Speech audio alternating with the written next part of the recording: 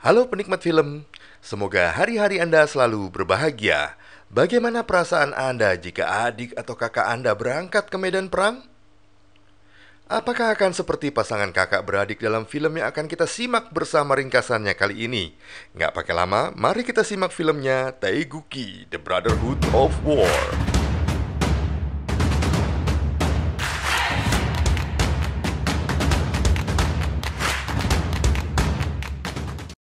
Cerita bermula ketika kelompok arkeolog yang sedang bekerja menggali sisa-sisa bekas medan perang Korea.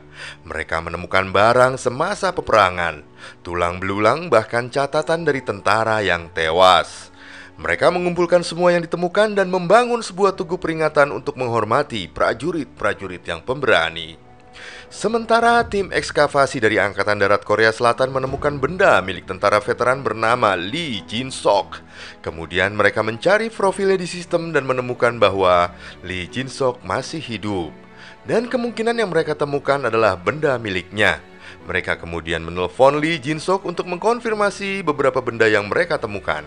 Tapi Jin-sok mengatakan jika kemungkinan benda yang ditemukan adalah milik kakaknya.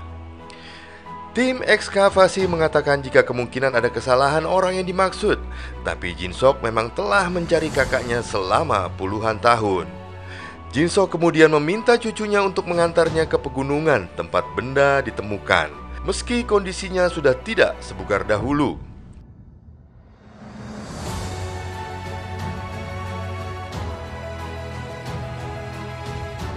Dia juga melihat sepatunya yang diberikan oleh kakaknya, yang mengingatkannya pada perang yang telah dilewatinya. 53 tahun sebelumnya, pada bulan Juni 1950, keluarga Lee menjalani hidup mereka di ibu kota Korea Selatan, Seoul. Jin-tae memiliki kios semir sepatu untuk membayar pendidikan adiknya, Jin-sok. Jin-tae pernah membelikan pulpen perak untuk adiknya dan sedang mengerjakan sepasang sepatu untuk dipakai adiknya tersebut ke sekolah. Lalu mereka naik tram menuju ke warung mie milik keluarganya. Tunangan Jin-tae, Yong-shin, juga bekerja di sana. Malam itu Jin-tae menyampaikan kabar baik pada mendiang ayahnya bahwa Jin-sok mendapatkan nilai yang bagus dalam ujian dan menyebut rencananya sendiri untuk menikahi Yong-shin sesegera mungkin. Lalu mereka menikmati makan malam bersama ibu dan 3 adik lainnya. Meski ayah mereka sudah tidak ada, tapi sang ibu bahagia melihat anak-anaknya masih bisa bergembira. Ketika ibu dan Yong-shin sedang berbincang, Lee bersaudara mendadak menarik mereka berdua untuk bergabung dengan saudara-saudara lainnya dan bermain air bersama. Keesokan paginya ketika Jin-tae sedang bekerja di kios sepatunya ditemani teman yang bernama Yong-seok, tiba-tiba Jin-sok muncul dan membawa kabar buruk tentang Korea Utara yang menyerang Korea Selatan. Tak lama truk militer lewat sambil mengumumkan invasi tentara Korea Utara. Semua orang di jalanan panik dan segera kembali ke rumah masing-masing.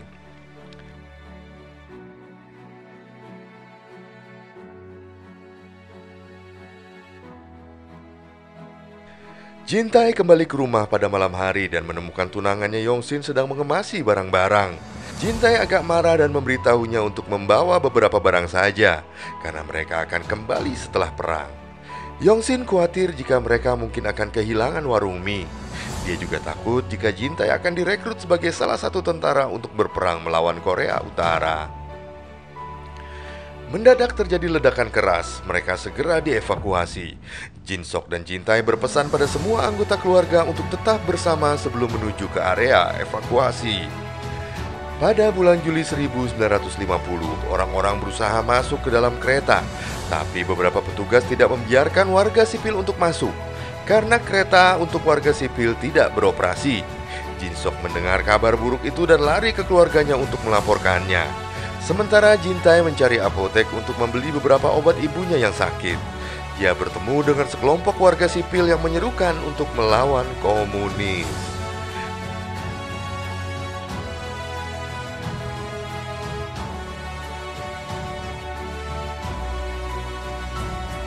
Di stasiun kereta tiba-tiba tentara datang dan memerintahkan semua pria berusia antara 18 hingga 30 tahun untuk menjadi sukarelawan dan melangkah maju tanpa ragu-ragu.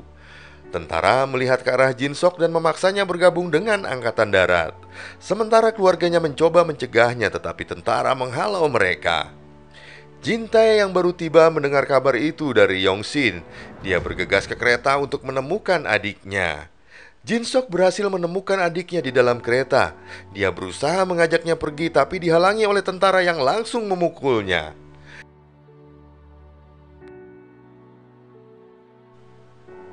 Alasan Jintae yang mengatakan jika Jinsok mengalami kelainan jantung pun tidak didengar. Padahal Jintae sudah memohon-mohon pada mereka.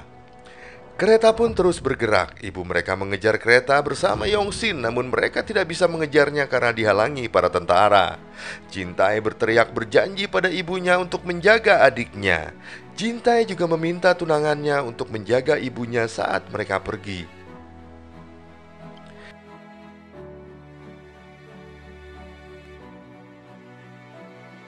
Kakak beradik ini lalu ditugaskan di divisi infanteri pertama yang bertempur di Busan sebelum menuju ke utara setelah pasukan amfibi Amerika berhasil mendarat di Incheon.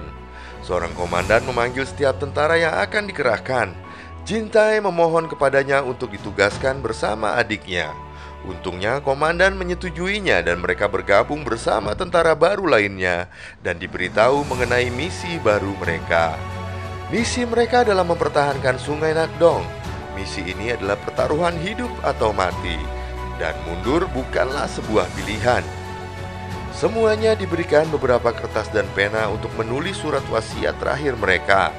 Jika mereka tewas di medan perang, pihak Angkatan Darat akan memastikan surat-surat itu dikirim kepada keluarga mereka. Saat beristirahat untuk makan, mereka bertemu tentara lain bernama Yongman. Namun mendadak datang serangan dari pihak musuh. Jinsok terluka karena serangan itu. Jintae yang melihatnya segera berusaha mencari pertolongan pertama. Jinsok mencoba ikut dengannya, tapi ketika dia bangkit kembali sebuah ledakan menghantamnya. Beruntung Jintae mendorongnya untuk menyelamatkannya. Jintae panik melihat saudaranya mengalami kesulitan untuk bernafas. Serangan baru berhenti ketika malam datang. Jintae lalu menemui atasannya dan memintanya mengirim saudaranya ke rumah sakit terdekat. Jintae siap menjadi sukarelawan untuk meledakkan markas musuh dan menangkap komandan mereka asal adiknya mendapatkan pengobatan. Komandan setuju dengan tawaran Jintae.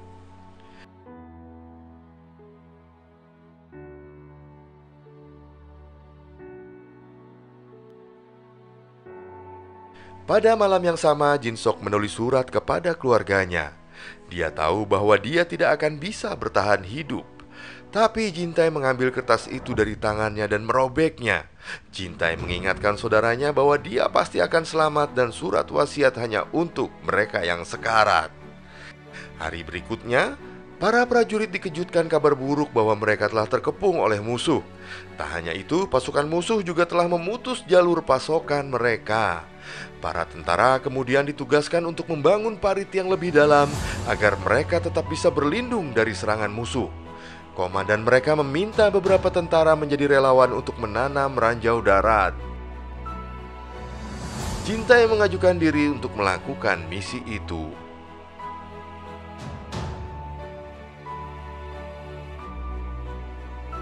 Ketika beberapa tentara relawan melakukan misi tersebut, mendadak ada serangan yang membuat seorang tentara muda tertembak.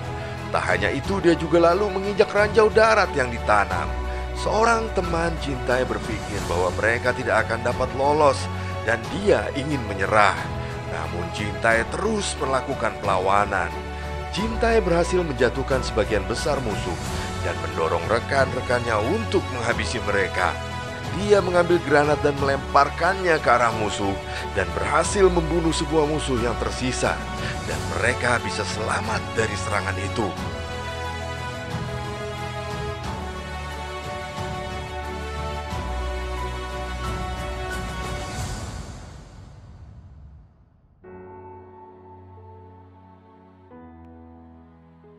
Jinsok lega melihat kakaknya selamat menjalani misi. Jinsok menggugat kakaknya mengapa dia mengajukan diri untuk misi itu. Jintae berjanji tidak akan melakukannya lagi. Kondisi tentara yang terluka semakin menyedihkan karena minimnya obat yang tersedia. Tentara lain juga saling berebut perbekalan yang hanya tersisa sedikit. Karena luka yang tak tertahankan, seorang tentara yang terluka menembak tentara lain sebelum dia memutuskan untuk bunuh diri. Sangat tragis.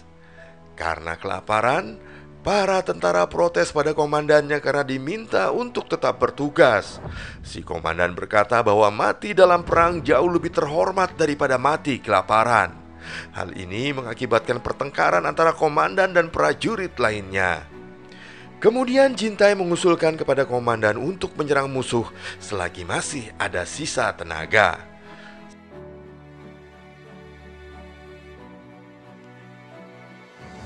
Saat malam tiba, para tentara bersiap untuk menyerang.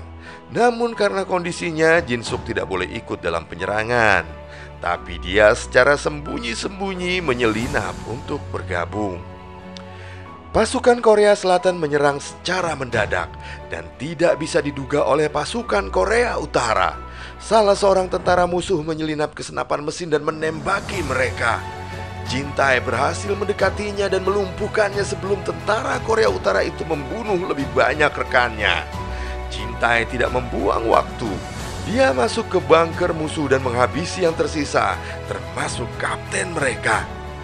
Jintai memusnahkan semua yang ada di bunker dengan membakarnya. Setelah semua mereda, Jinsok berusaha mencari kakaknya tapi tidak menemukannya. Esoknya, tentara Korea Selatan merayakan kemenangan sementara mereka. Jinsok berhasil menemukan kakaknya kembali. Jinsok sangat khawatir mengira kakaknya terbunuh. Kali ini Jintai memutuskan akan meminta Jinsok dipulangkan ke rumah, sementara dia akan melanjutkan misi berikutnya. Komandan mereka tiba di camp dan mengucapkan selamat kepada semua orang atas kemenangan mereka. Komandan menyatakan salut atas aksi Jintai yang penuh keberanian. Komandan juga menyampaikan kabar baik bahwa marinir Amerika sudah datang dan siap mendukung tentara Korea Selatan. Komandan menempelkan bendera putih ke senjata Jintai dan diperintahkan untuk mengibarkannya ketika perang sudah usai. Jintai dipromosikan menjadi sersan dan akan memimpin pasukan dalam misi berikutnya. Misi demi misi terus dilalui Jintai yang membuahkan pencalonannya untuk mendapatkan medali. Tapi di sisi lain, pengalaman tempurnya telah membuatnya menjadi pembunuh berdarah dingin yang membuat Jinsok khawatir. Jinsok juga menyalahkan kakaknya atas kematian rekan mereka pada suatu misi.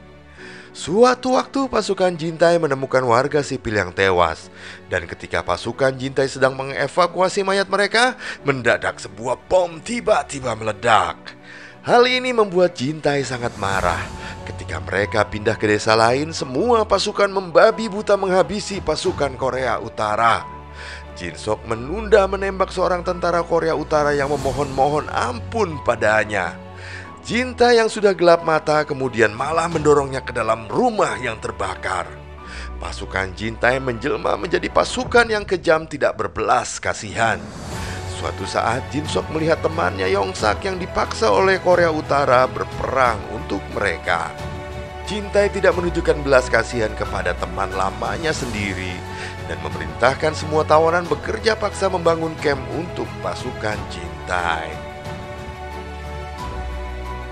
Yongsok melihat perubahan dalam diri Jintai dan juga mengabarkan pada Jinsok mengenai kabar ibunya. Yongsok juga mengabarkan bahwa tunangan Jintai, Yongsin, bergabung dengan Korea Utara demi bisa mendapatkan makanan.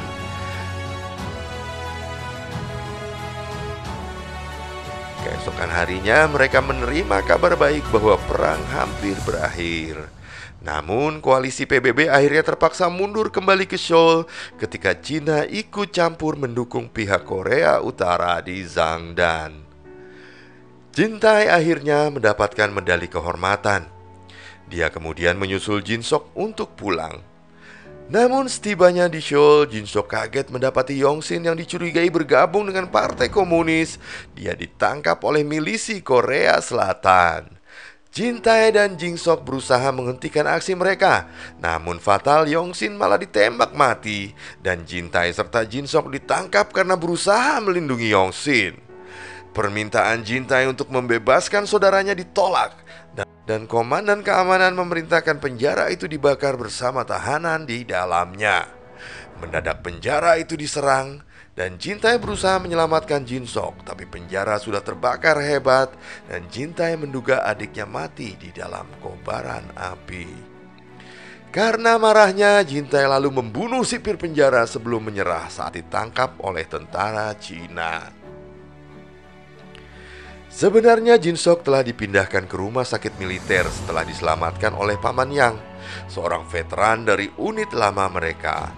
Jinsok mengetahui bahwa saudaranya telah membelot ke Korea Utara dan sekarang memimpin formasi elit Korea Utara yang dikenal sebagai unit bendera.